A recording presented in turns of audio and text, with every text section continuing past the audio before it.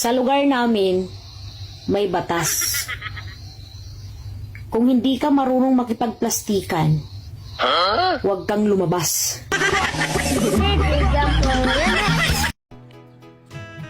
Pwede ba kitang ligawan? Bakit ako ang liligawan mo? Marami namang magaganda dyan. Eh kung sa'yo nga, nahihirapan ako. Sa magaganda pa kaya?